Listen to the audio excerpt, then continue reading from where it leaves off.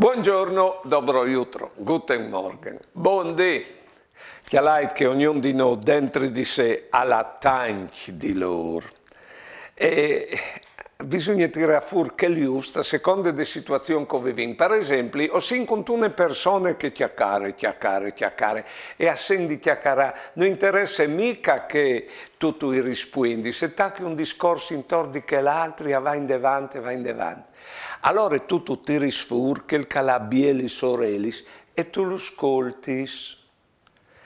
E tu gli dassi il gusto di essere ascoltato, che le buone diti te lo ringrazio che tu mi hai ascoltato. Se invece tu chiatti che il calzaduzzato, è probabile anche che seppi poi di te, e non come al sadut, al sa anche fadut, e è probabile anche che seppi fa tanti srobis. Certo di fatto, tu hai di tirare fuori di te, che il di te, che al sace calval, in modo di non avere complesso di inferiorità rispetto a lui.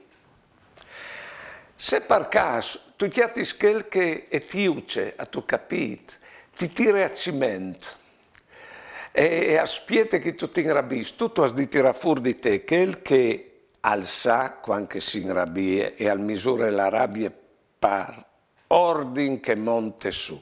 Tu hai di tirare fuori quel per restare te stesso.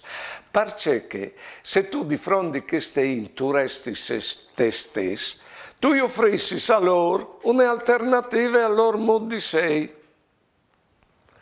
Buone giornate e buone vite.